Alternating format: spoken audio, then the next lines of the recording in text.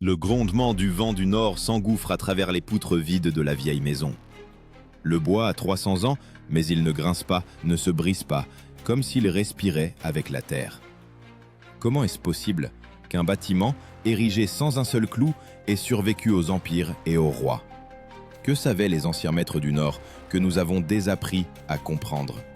Et surtout, pourquoi leurs secrets ne peuvent-ils toujours pas être reproduits par les constructeurs modernes? La réponse à cela est cachée au plus profond du cœur du bois et dans la manière dont l'homme l'écoutait autrefois.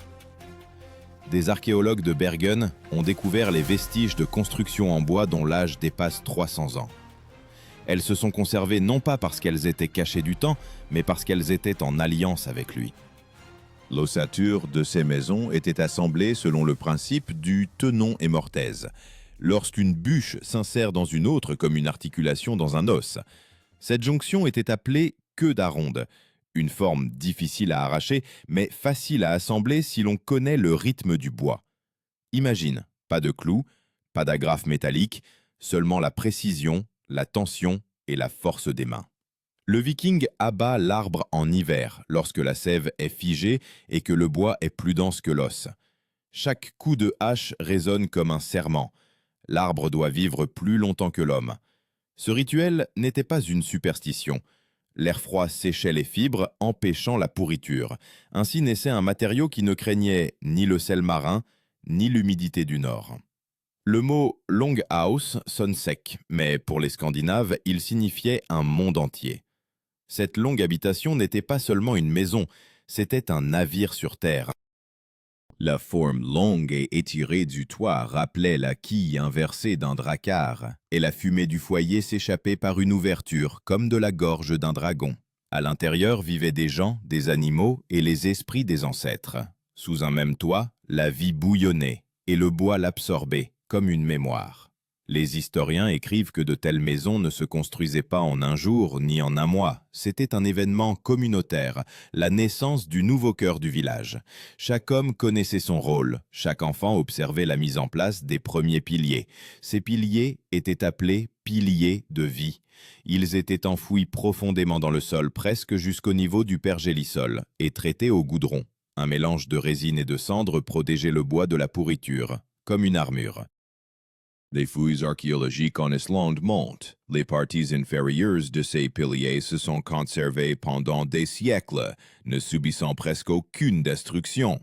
C'est précisément grâce à cela que les maisons vikings ont tenu des centaines d'années, non pas grâce à des miracles, mais grâce à une compréhension précise de la nature. Ils savaient où le bois respirerait et où il pourrirait, et ils maîtrisaient cet équilibre.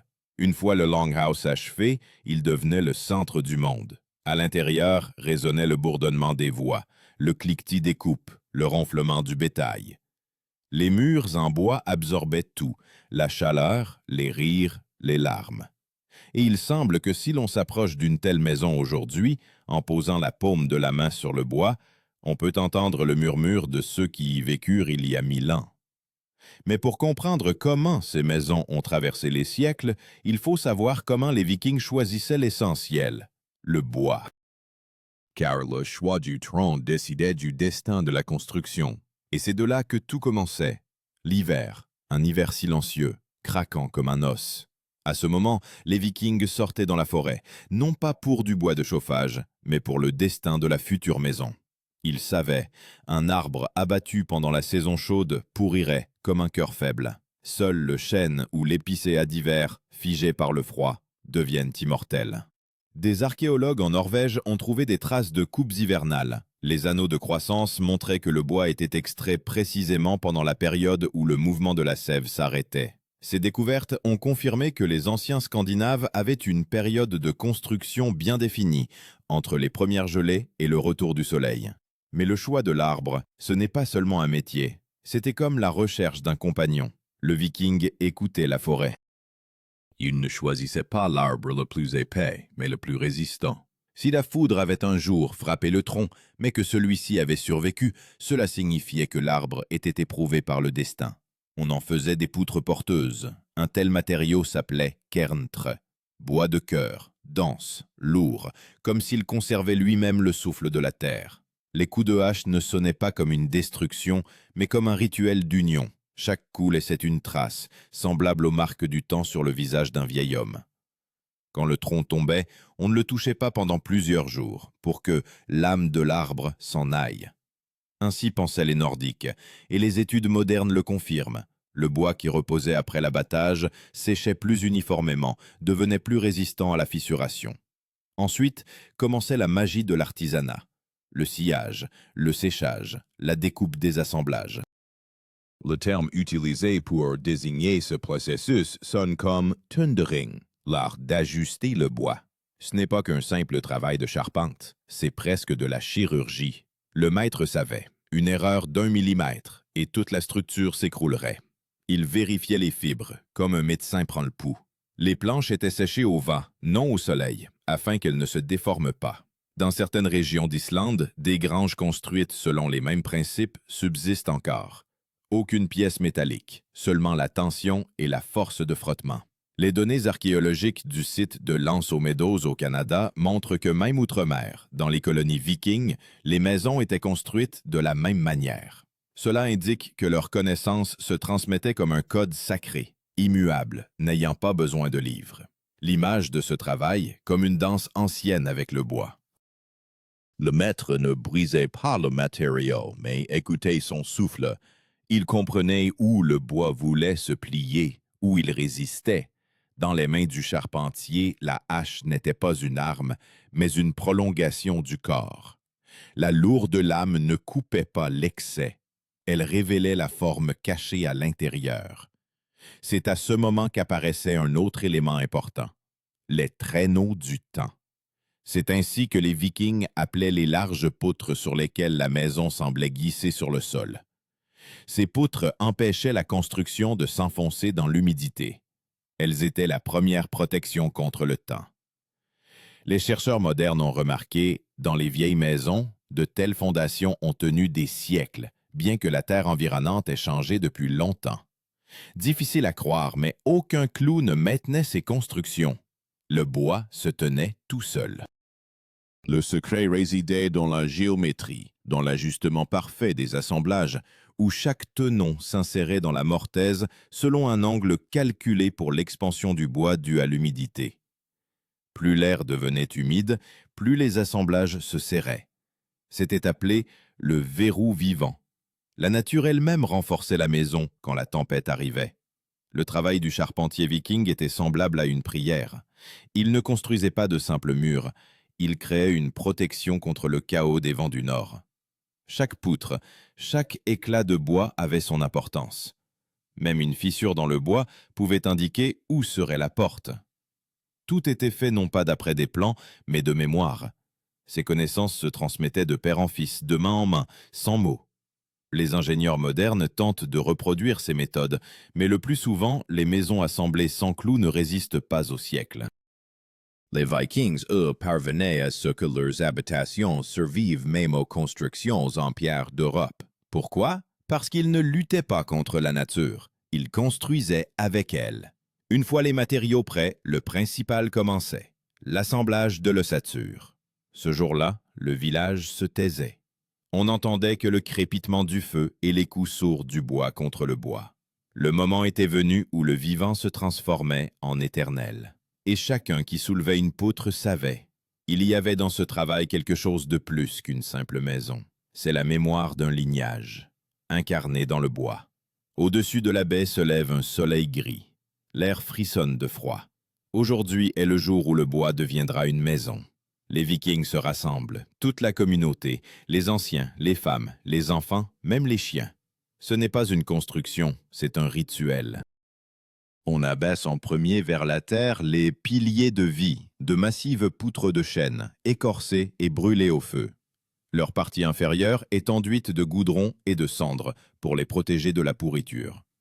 Les archéologues ayant étudié les restes de maisons à Birka et au Kattegat ont découvert c'est précisément l'imprégnation au goudron qui a permis au bois de ne pas se détruire pendant des siècles, même dans les sols marécageux. Quand le premier poteau se dresse verticalement, un cri se fait entendre, ancien, guttural, presque animal. Ce n'est pas une superstition.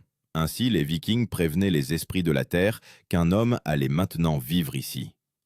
À côté, on enterre un symbole, un morceau de fer ou une figurine du dieu Thor pour que la maison acquiert de la force. Après cela, un travail précis, méticuleux commence, comme l'assemblage d'un puzzle géant. À ce moment, le principal miracle de l'architecture nordique naît, une charpente que plus tard les savants nommeront une construction de type stave. Le mot provient du vieux norrois staffer, poteau. Chaque tel poteau se connectait à un autre non par des clous, mais par un système de mortaises et de coins. Ces coins s'appelaient trenails, des chevilles en bois enfoncées avec un calcul précis de l'angle. Quand le bois absorbait l'humidité, les trenails gonflaient et se transformaient en verrous vivants. Des tests modernes ont montré, une telle jonction supporte une pression de plusieurs tonnes. Sans métal, sans colle. Seulement la force de la nature et le calcul. Imaginez comment cela ressemblait. Des dizaines d'hommes soulèvent une poutre d'une longueur de plus de 10 mètres. Cris, coups, odeur de résine et de sueur. La maison grandit, comme un organisme vivant. Chaque partie trouve sa forme. Ce n'est pas juste un travail, c'est une danse de force et de précision.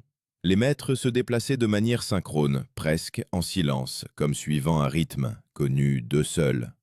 Quand la charpente était debout, à elle, on ajoutait des panneaux muraux. Ils consistaient en des planches verticales, insérées dans les rainures de la poutre inférieure et supérieure, comme des dents dans une mâchoire. Cette méthode s'appelait le verrou à panneaux. Il permettait aux murs de respirer, de s'étendre en hiver et de se contracter en été sans se briser. Le bois travaillait comme un matériau vivant en s'adaptant au climat. À l'intérieur, la chaleur était conservée et à l'extérieur, la maison résistait aux tempêtes qui pouvaient détruire un navire. Les historiens considèrent que, à la base de cette technologie se trouvait la même logique que dans la construction navale, car les Vikings étaient avant tout des marins. Les dracars tenaient l'océan non pas parce qu'ils étaient lourds, mais parce qu'ils étaient flexibles. La même philosophie, flexibilité au lieu de la force, est allée aussi à la base des maisons.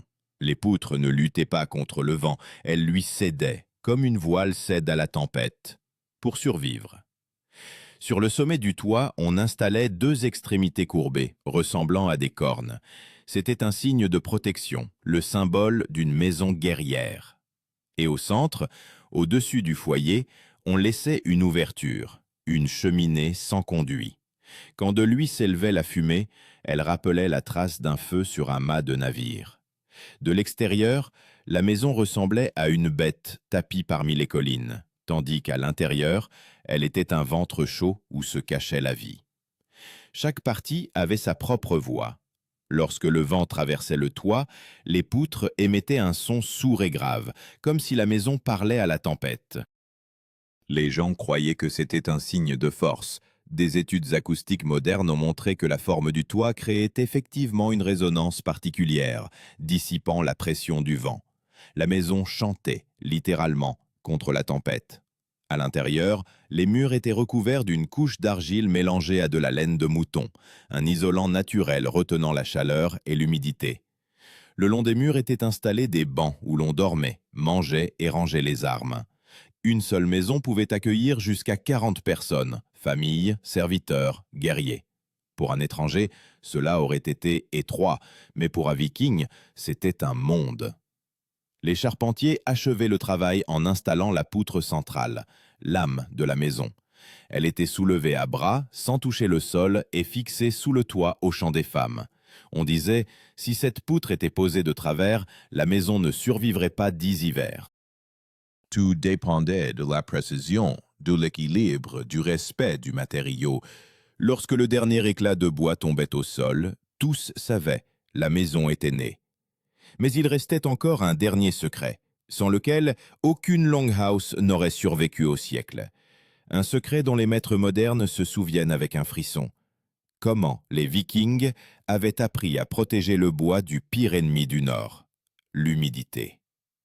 La pluie. Les brumes humides, le sel marin, l'humidité infinie, le principal ennemi de tout bâtisseur du Nord. Mais pour les Vikings, ce n'était pas une menace, mais un élément avec lequel on pouvait s'entendre. Ils savaient, le bois n'a pas besoin d'être hermétisé, il faut lui apprendre à respirer. C'est pourquoi leurs maisons n'étaient pas peintes ni recouvertes de tôle métallique, mais imprégnées de substances vivantes, de résine, de goudron et d'huile de poisson. Cette odeur, épaisse et âpre, se sentait à des dizaines de pas, comme si la maison elle-même exudait force et endurance. Les sources historiques mentionnent le processus de goudronnage, lorsque la surface des murs était chauffée au-dessus du feu et qu'une résine épaisse de conifères y était frottée. Des expériences modernes ont montré qu'un tel traitement rend le bois résistant à l'humidité, aux champignons et aux insectes pour des siècles. Les archéologues, ayant étudié les vestiges des maisons vikings dans la région d'Uppsala, ont trouvé des traces d'une telle surface carbonisée, une fine couche de résine imprégnée de cendres. Sa densité est si grande que même après 1000 ans, il reste lisse et hydrofuge. Cette technologie était appelée le bouclier noir. Le bois prenait la couleur de la nuit, mais restait vivant à l'intérieur. La flamme ne le brûlait pas, mais le trempait, comme un forgeron trempe une épée. La surface devenait dure, mais conservait sa flexibilité, et quand les pluies battaient les murs, l'eau ruisselait comme sur la peau d'un animal. Cependant, la protection ne venait pas seulement de l'extérieur. Le véritable miracle de l'architecture nordique était le système de drainage.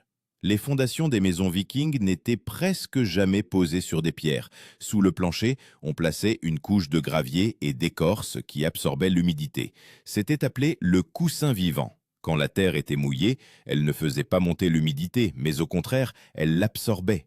Des fouilles archéologiques dans le village de Borg aux îles Lofoten ont montré à la base de certaines maisons se trouvaient des couches d'écorce de bouleau et de sable, ce qui assurait une ventilation naturelle. La maison ne luttait pas contre la pluie, elle vivait avec elle.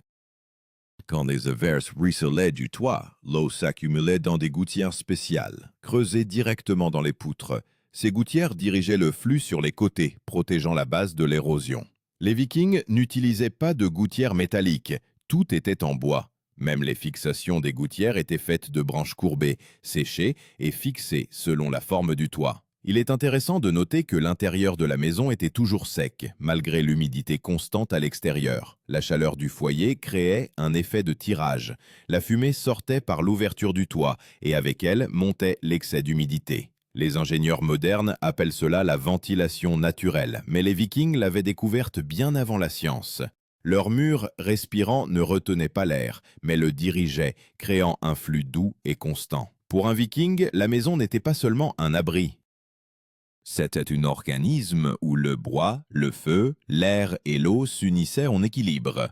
Chaque partie avait sa signification rituelle. Quand le maître appliquait la première couche de goudron, il murmurait une prière à Odin, afin que le vent ne détruise pas le toit. Quand le sol était recouvert d'écorce, les femmes y répandaient des herbes sèches, bruyère et mousse, symbole de pureté. Et cela avait un sens pratique. L'odeur des herbes repoussait les insectes et la mousse retenait la chaleur. Les chroniques scandinaves décrivent que dans de telles constructions, la température hivernale ne descendait pas en dessous de 10 degrés, même lors de fortes tempêtes de neige. Tout cela grâce au fait que la chaleur du foyer se reflétait sur les murs en bois imprégnés de résine et revenait à l'intérieur. Les poutres intérieures brillaient de graisse et de suie. C'était leur armure naturelle.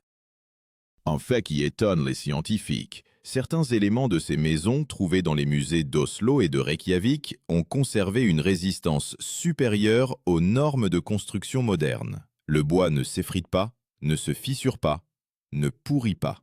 Les scientifiques notent que le secret ne réside pas seulement dans les matériaux, mais aussi dans la philosophie même de la construction. L'équilibre et non la lutte. Et si l'on écoute cette philosophie, on peut comprendre pourquoi de telles maisons ont traversé les siècles. Elles n'étaient pas construites contre le monde, mais en accord avec lui. Quand la tempête hurlait derrière les murs, la maison grondait en retour, mais ne s'effondrait pas. Quand la neige se déposait sur le toit, les poutres pliaient, mais ne se brisaient pas. Tout était calculé, comme une respiration. Mais la protection contre l'humidité n'est qu'une partie du secret. Car la maison viking devait résister non seulement aux pluies et à la neige, mais aussi au feu, cet élément qui n'épargnait même pas les forteresses de pierre. Et c'est là que les maîtres du Nord ont montré ce qui semble presque impossible aux ingénieurs modernes. Le feu, le pire ennemi du bois. Une seule étincelle imprudente du foyer et tout se transforme en cendres. Mais les Vikings, qui vivaient dans des maisons où brûlait constamment un feu ouvert, ne connaissaient presque pas les incendies. Pourquoi? Parce qu'ils avaient apprivoisé l'élément. Leur maison ne brûlait pas, elle couvait, lentement, comme si le bois lui-même résistait à la destruction. Le secret résidait dans une méthode que les chercheurs modernes appellent la protection par carbonisation. Lorsque la charpente de la maison était prête, les maîtres traitaient les poutres intérieures au-dessus de la flamme, non pour l'esthétique, mais pour que la couche supérieure du bois devienne carbonisée. Ce processus était appelé brenning, brûlage. Une fine couche de charbon se transformait en bouclier naturel. Elle ne favorisait pas la combustion, ne laissait pas passer l'humidité et repoussait les insectes. Des échantillons archéologiques trouvés à Trondheim montrent des traces claires de cette technique. Les poutres sont brûlées précisément sur une profondeur de quelques millimètres, la structure du bois à l'intérieur étant restée intacte. Cette technologie étonne même les spécialistes modernes. La surface carbonisée est non seulement résistante au feu, mais elle prévient également la pourriture. C'est pourquoi certaines maisons ont tenu des siècles, bien qu'elles aient été frappées par la foudre et les incendies. Un des exemples frappants, les vestiges d'une construction dans la région de Borg, où les traces de carbonisation côtoient une conservation parfaite des couches inférieures du bois. Il semblerait que la maison aurait dû brûler, mais elle a résisté, comme un guerrier aguerri après la bataille. Le feu faisait partie de la construction. Il ne faisait pas seulement chauffer, mais créait aussi une protection. Le foyer, le cœur de la longhouse, était situé strictement au centre, et la fumée, montant vers le haut, se déposait sur les poutres en une fine couche de suie. Ce dépôt agissait comme un antiseptique, protégeant le bois de la moisissure. Génération après génération, les murs devenaient de plus en plus sombres et solides. Même l'odeur à l'intérieur de ces maisons était particulière, épaisse, résineuse, avec une touche de fumée et de sel. Celui qui entrait sentait que la terre elle-même l'accueillait au seuil. Le mot « høvding », maître de maison, ne désignait pas seulement le propriétaire, mais le gardien du foyer. C'est lui qui veillait à ce que la flamme ne s'éteigne pas. Selon la tradition, si le feu s'éteignait dans la maison, c'était considéré comme un mauvais présage, comme si la maison était morte.